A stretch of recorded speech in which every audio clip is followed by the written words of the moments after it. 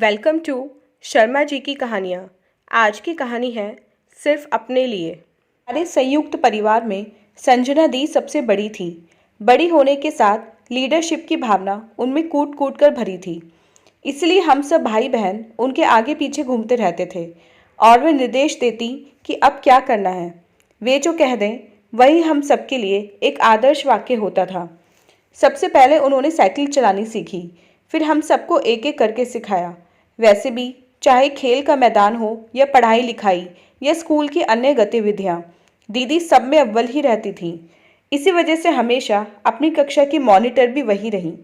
हाँ, घरेलू कामकाज जैसे खाना बनाना या सिलाई बुनाई में दीदी को जरा भी दिलचस्पी नहीं थी। इसलिए उनकी माँ यानी मेरी ताई जी की डांट उन पर अक्सर पड़ती रहती थी। पर इस डांट टपट का कोई असर उन पर होता नहीं था। मुझसे तो 8-10 साल बड़ी थी वे, इसलिए मैं तो एक प्रकार से उनकी चमची ही थी। मुझसे वे लाड़ भी बहुत करती थीं। कभी कभी तो मेरा होमवर्क तक कर देती थीं।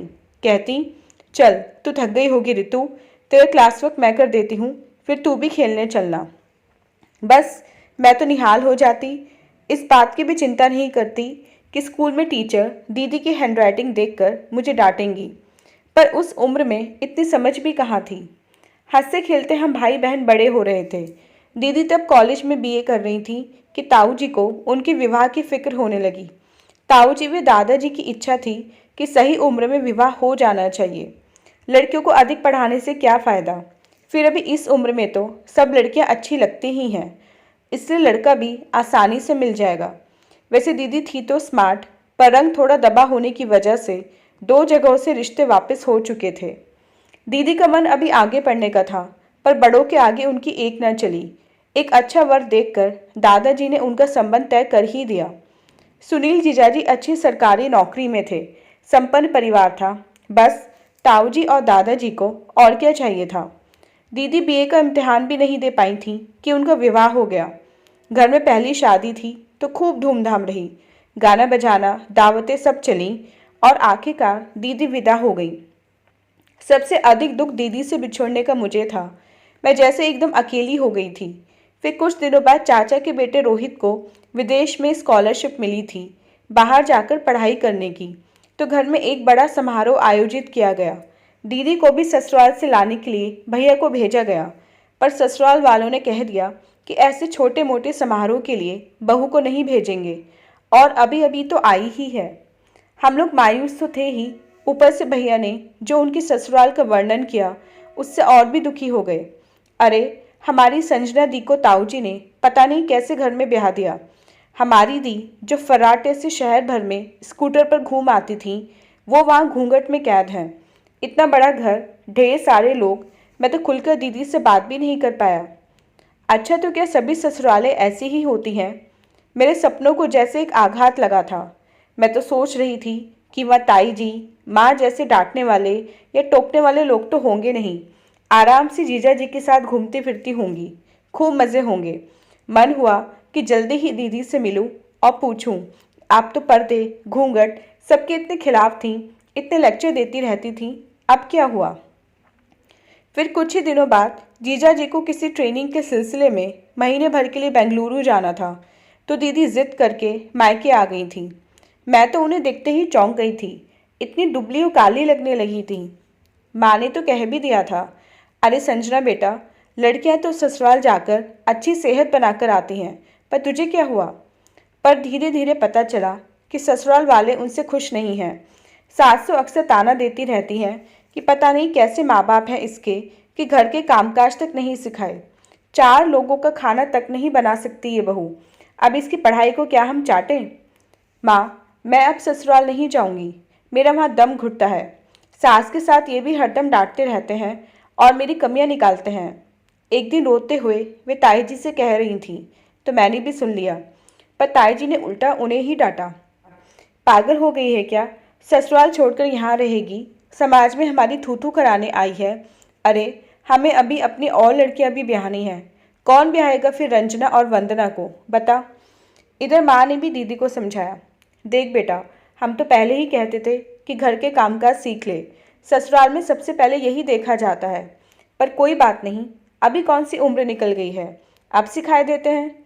अच्छा खाना बनाएगी, सलीके से घर रखेगी तो सास भी खुश होगी और हमारे जमाई जी भी। दीदी के ना नुकुर करने पर भी माँ उन्हें जबरन चौके में ले जाती और तरह तरह के व्यंजन, अचार आदि बनाने की शिक्षा देती।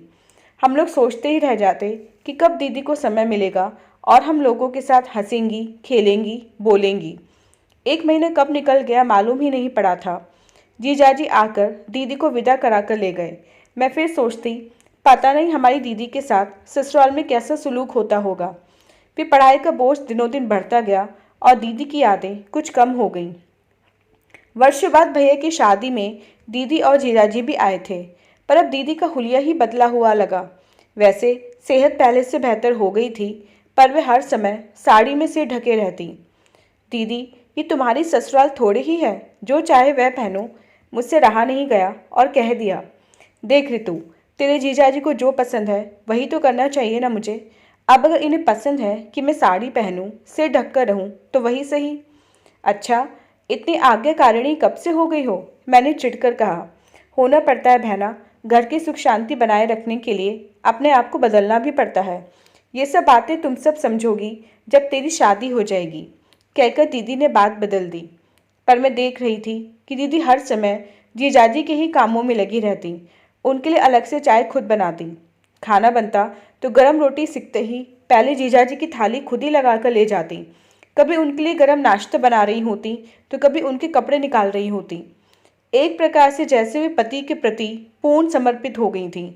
जीजाजी भी हर काम के लिए उन्हें ही आवाज़ देते, संजू, मेरी फला चीज़ कहाँ है, ये कहाँ है, वो कहाँ है। माँ ताई जी तो बहुत खुश थीं कि हमारी संजना ने आखिरकार ससुराल में अपना स्थान बना ही लिया।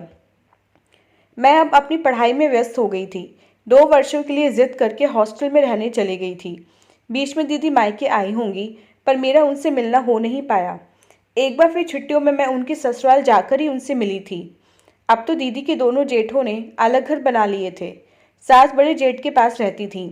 इतने बड़े घर में दीदी, जीजाजी और उनके दोनों बच्चे ही थे। दीदी, अब तो आप आराम से अपने हिसाब से जी सकती हो और अपने शौक भी पूरे कर सकती हो। मैंने उन्हें इस बार भी हरदम सिर ढके देखकर कह ही दिया। देख रितु, मैं अब अच्छी तरह समझ गई हूँ कि अगर मुझे इस घर में शांति बनाए रखनी है तो मुझे तेरे जीजाजी के हिसाब से ही अपने आप को ढालना होगा, तभी मुझसे खुश रह सकते हैं। ये एक परंपरागत परिवार से जुड़े रहे हैं तो जाहिर है कि सोच भी उसी प्रकार की है। ये सच भी था कि दीदी ने अपने आप को जीजाजी की रुचि के अनुसार ढाल लिया था। वैसे घर में काफ़ी नौकर चाकर थे, पर चूंकि जीजाजी किसी के हाथ का बना खाना खाते नहीं थे, इसलिए दीदी स्वयं ही दोनों समय का खाना, यहाँ तक कि नाश्ता तक स्वयं बनाती। और तो और पूरा घर भी जीजाजी की रुचि के अनुसार ही सजा हुआ था। घर में ढेरों पुस्तकें, कई महापुरुषों के फोटो हर कमरे में थे। अब तो आसपास के लोग भी इस जोड़े को आदर्श जोड़े का नाम देने लगे थे। शादी के बाद में पति के साथ अमेरिका चली गई, देश की धरती से दूर। साल 2 साल में कभी कुछ दिनों के लिए भारत आती तो भी दीदी से कभी 2-4 दिनों के लिए ही मिलना हुआ और कभी नहीं। हाँ, यह अवश्य था कि अगर मैं कभी अपने पति सुभाष की कोई शिकायत माँ से करती तो वह फौरन कहती, अपनी संजना दीदी को देख, कैसे बदला है उसने अपने आप को, कैसे सुनील जी लट्टू हैं उन पर। अरे, तुझे तो सारी सुविधाएं मिली हुई हैं, आज़ादी के माहौल में रह रही है, फिर भी शिकायतें। मैं सोचती कि भले ही मैं अमेरिका में हूँ, पर पुरुष मानसिकता जो भारत में है वही इनकी अमेरिका में भी है। अब मैं कहाँ तक अपने आप को बदलूँ? आखिर इन्हें भी तो कुछ बदलना चाहिए। बस ऐसे ही खट्टी मीठी यादों के साथ जिंदगी चल रही थी। फिर अचानक ही दुखद समाचार मिला सुनील जीजाजी के निधन का। मैं तो हतप्रभ रह गई। दीदी की शक्ल जैसे मेरी आंखों के सामने से हट ही नहीं पा रही थी। कैसे संभाला होगा उन्होंने अपने आप को? वे तो पूरी तरह से पति की अनुगामिनी बन चुकी थीं। भारत में होती तो अभी उनके पास पहुंच जाती। फिर किसी प्रकार 6 महीने बाद आने का प्रोग्राम बना। सोचा कि पहले कोलकाता जाऊंगी दीदी के पास, बाद में भोपाल अपनी ससुराल और फिर ग्वालियर अपने मायके। दीदी को फ़ोन करके मैंने अपने आने की सूचना भी दे दी और कह भी दिया था कि आप चिंता ना करें, मैं टैक्सी लेकर घर पहुंच जाऊंगी। अब अकेले आने जाने का अच्छा अभ्यास है मुझे। ठीक है रितु, दीदी ने कहा था। पर रात से भर मैं यही सोचती रही कि दीदी का सामना कैसे करूंगी। सांत्वना के तो शब्द ही नहीं मिल रहे थे मुझे। वे तो इतनी अधिक पति के प्रति समर्पित रही हैं कि क्या उनके बिना जी पाएंगी। जितना मैं सोचती उतना ही मन बेचैन होता रहा था। पर कोलकाता एयरपोर्ट पर पहुंचकर तो मैं चौंक ही गई। दीदी खड़ी थी सामने ड्राइवर हेमराज के साथ, और उनका रूप इतना बदला हुआ था।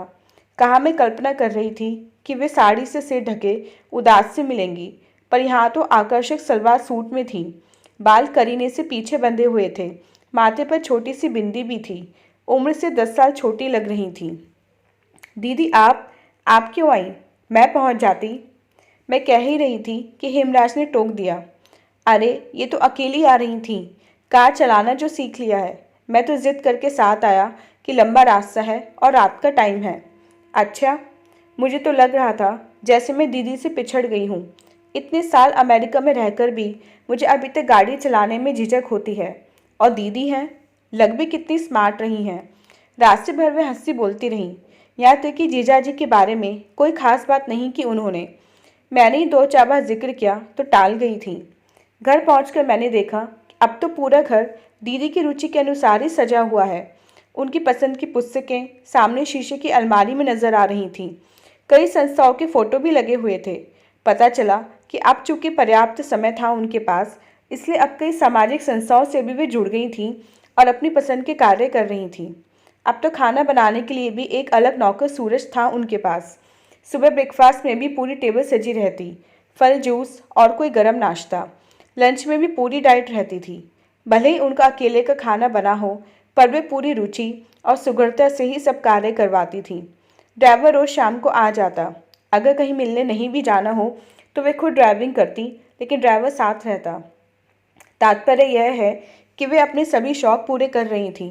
फिर भी अकेलापन तो था ही, इसलिए मैंने कह ही दिया, दीदी यहाँ इतने बड़े मकान में, इस महानगर में अकेली रह रही हो, बेटे के पास जमशेदपुर। नहीं रितु, आप कुछ साल कटरी नहीं रितु, आप कुछ साल मर्जी से, अपनी खुशी के लिए। अभी तक तो सबके हिसाब से जीती रही, अब कुछ साल तो जीऊँ अपने लिए, सिर्फ अपने लिए। मैं अवाक होकर उनका मुंह ताक रही थी।